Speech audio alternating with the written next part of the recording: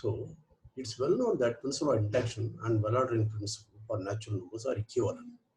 So whenever you prove something using principle of induction, you can also prove it using well ordering principle.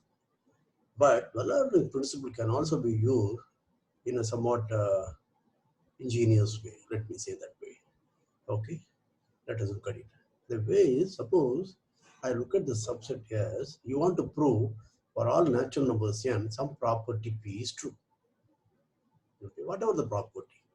Okay, given any natural number n, okay, the property p is true. Now let's look at, I want to prove this. Suppose that's false, that means the set of natural numbers n so that n does not have p.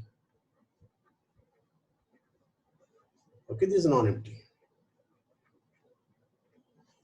By well ordering principle, therefore, there is a least natural number, call it m or m.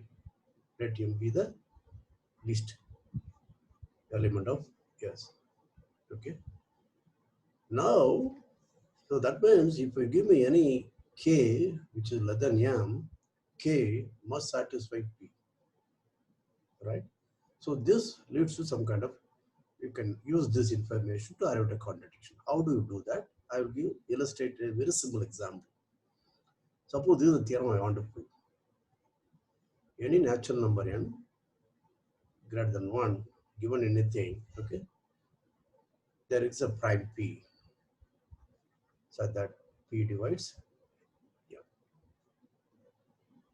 greater than 1, not greater than equal to. Okay, right. Suppose this is false. Okay, so what does it mean? I am looking at set of natural numbers which are greater than 1, and what property should have? Given any natural number n, there is at least one prime p which divides n. That is the property. So suppose that's false. That means look at the set of natural numbers n, of course, which are greater than 1, and there exists no prime divisor of n. Okay, this set is non-empty, right? Therefore, let m be the least element of s, right? Now, what are the possibilities? Notice that m has to be already greater than 1, and either m is a prime or it's a composite, or m is a composite. Do you accept it? By very definition. Now, if m is a prime, then m divides itself. You understand that? Therefore, m cannot be here. That's a contradiction. Or suppose m is a composite, then I can write it as r times s and say that, what do I know? R is not equal to 1 Rm, and similarly s is not equal to 1 or m. They are proper divisors. Right? Now, m is the minimal counterexample. Okay? Okay, what is this? M is called the minimal counterexample because I expect for every integer n greater than 1, there is a prime divisor. Okay? And among all source numbers which do not have the property, look for the m least number. That's why it's minimal counterexample to the theorem.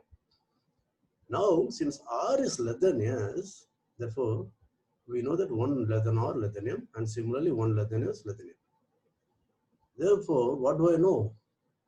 Now, this r is greater than 1 and r is strictly less than m. Therefore, r, since m is a minimal counterexample, r is not in s. That means there is a prime p, so that p divides r. What then? That shows p divides m. Again, that's a contradiction. Therefore, the set S has to be empty. Okay. Now you may wonder how this trick is used in group theory. If suppose G is a finite group, you want to say a group n satisfying some property. Okay. What you do is, let it wants to say that it has property p. Suppose false. Again, let's look at n natural number, so that n does not have p. Then what do I do?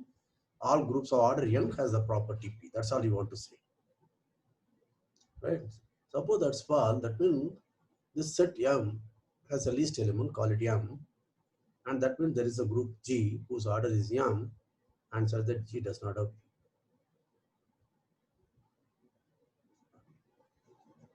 Right?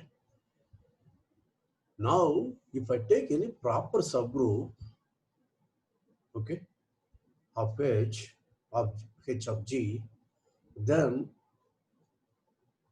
since M is the G is the minimal counterexample, H will have property.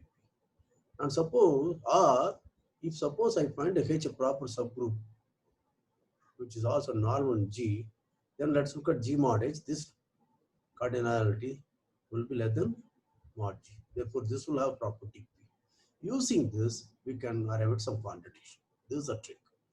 Okay, we will see how to use it in a forthcoming video. Okay, till then, think about, enjoy.